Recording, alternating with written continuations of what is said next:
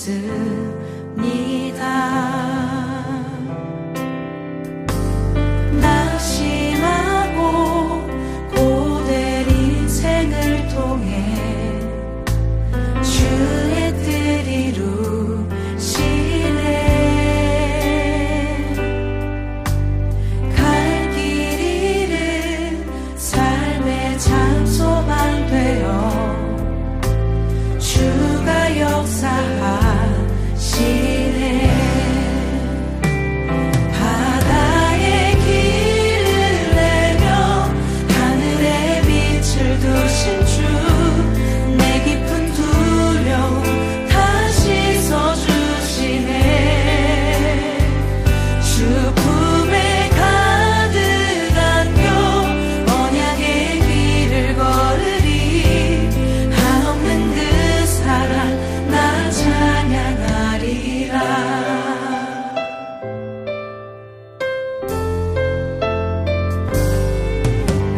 낙심한 자 다시 회복하시는 그의 구원을 보라. 묶인 자의 잠든 자유 되시는 그 신주 이름 찬양. 다시 고백하겠습니다.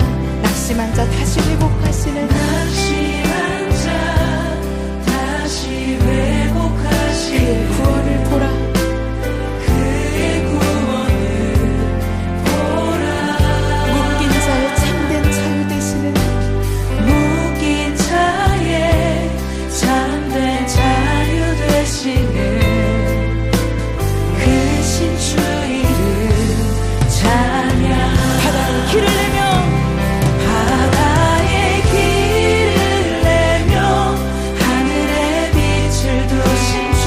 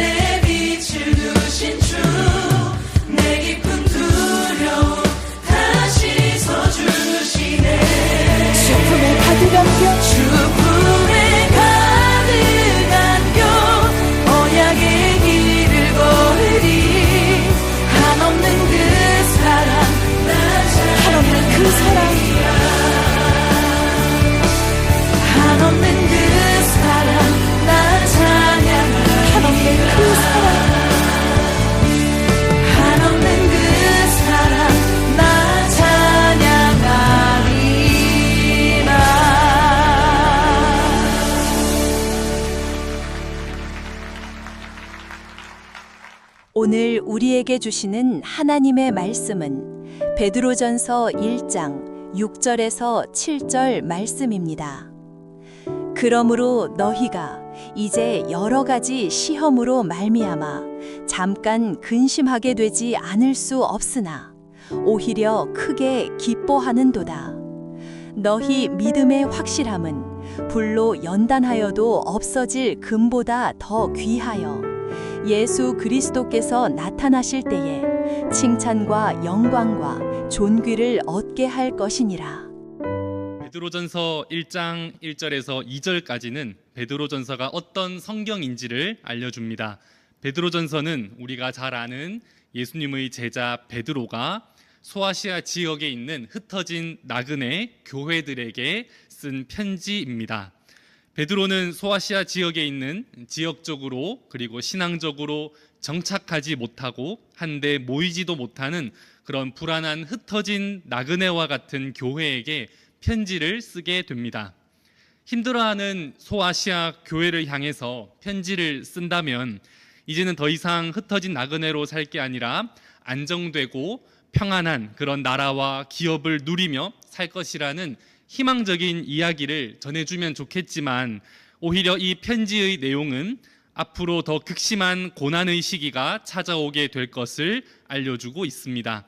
그러니 더 큰 고난이 찾아올 때에 교회는 고난 앞에 무엇을 해야 하는가? 교회는 고난 앞에 흔들리지 않고 든든히 서 있기를 바라는 마음을 담아서 쓴 편지가 바로 베드로전서입니다. 그래서 베드로전서를 읽으면서 우리는 하나님께서 이 땅에 세우신 교회란 무엇인지, 그리고 교회는 어떤 신앙을 가지고 고난에 맞서 버티고 이겨내야 하는지를 중점적으로 살펴보게 됩니다. 베드로전서의 말씀으로 설교를 준비하면서 군 생활을 하고 있는 우리는 얼마나 이 흩어진 나그네와 같은지를 생각해 보게 됐습니다.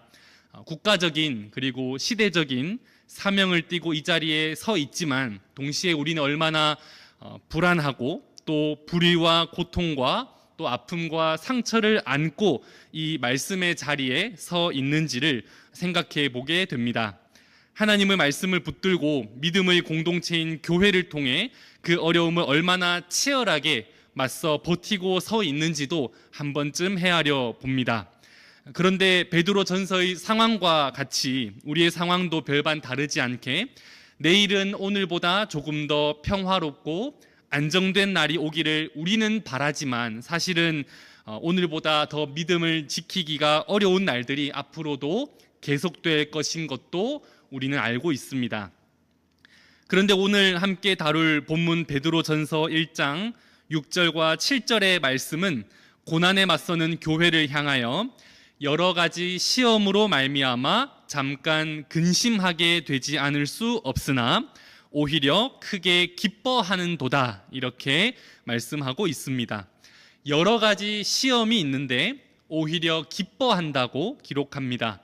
잠깐 근심하는 것으로 걱정과 불안과 두려움이 덮칠 때에도 오히려 기뻐한다고 그렇게 기록합니다. 왜냐하면 믿음의 확실함이 있기 때문입니다.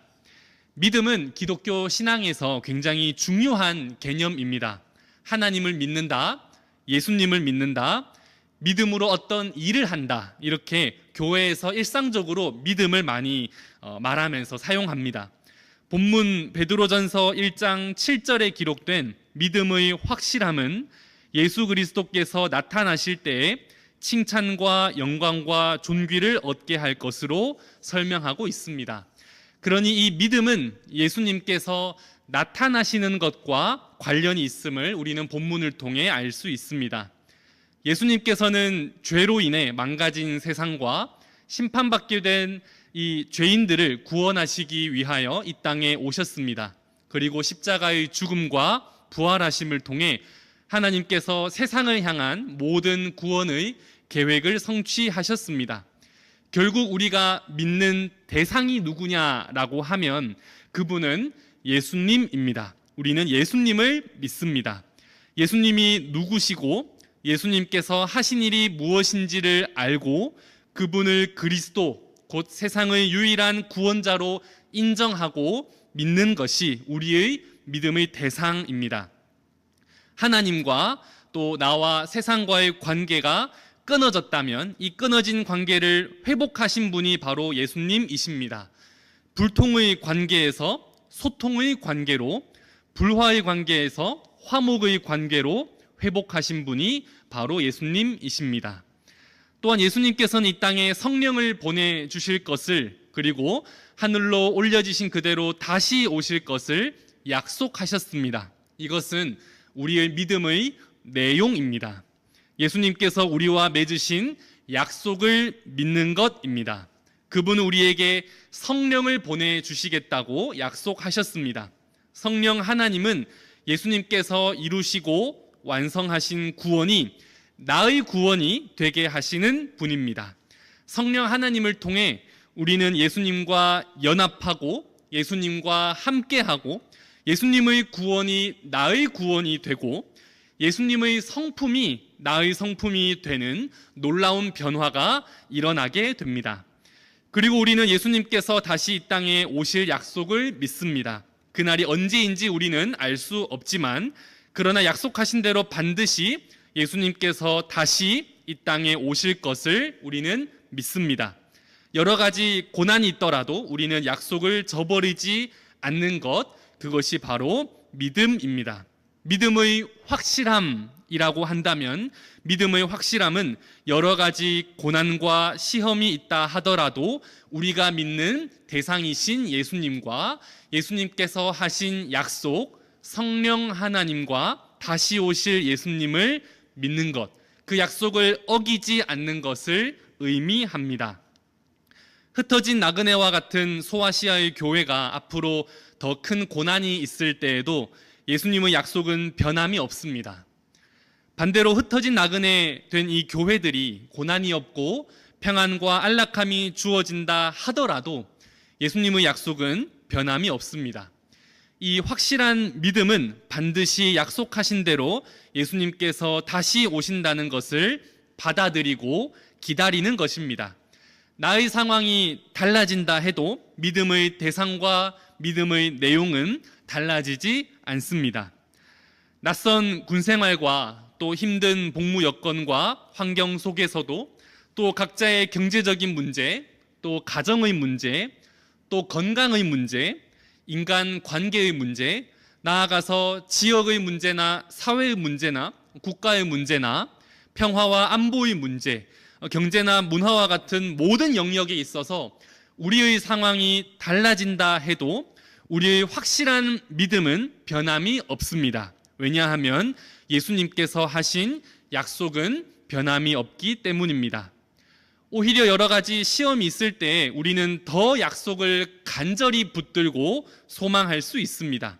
7절에 예수 그리스도께서 나타나실 때에 칭찬과 영광과 존귀를 얻게 할 것을 우리가 기대하기 때문입니다.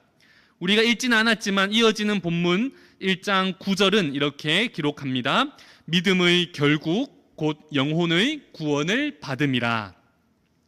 예수님과 예수님께서 하신 약속의 내용을 믿음으로 내가 오히려 기뻐할 수 있는 것은 나의 상황과 세상의 상황이 변화해도 영원한 약속을 신실하게 지키시는 하나님, 그리고 그분의 아들 예수 그리스도를 우리가 믿기 때문입니다. 믿음의 확실함으로 승리하는 모두가 되시기를 소망합니다. 우리 시간 함께 나눈 말씀 기억하면서 기도 제목 가지고 기도하기를 원하는데, 첫 번째로 군 생활의 어려움으로 근심할 수 있으나 믿음을 저버리지 않도록 하소서, 그리고 믿음의 확실함으로 예수님께 칭찬받기를 소망하소서. 이렇게 함께 합심하여 기도하겠습니다.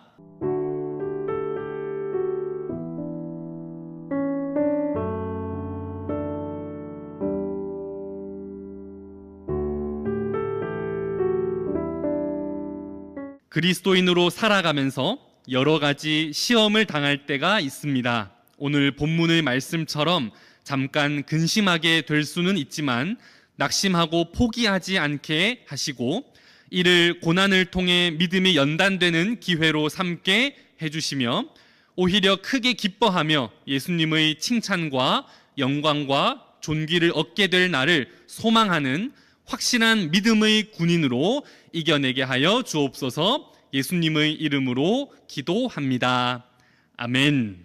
우리 주 예수 그리스도의 은혜와 하나님의 사랑과 성령의 교통하심이, 예수 그리스도를 믿음이 성령의 충만함으로 우리의 모든 상황을 넘어 결국 우리를 승리케 하시며 우리에게 상 주실 주님을 확실히 믿으며 살아가길 소원하는 모든 이들 위해, 그리고 해군 해병대 모든 장병들 위해 이제로부터 영원토록 함께 있을지어다. 아멘.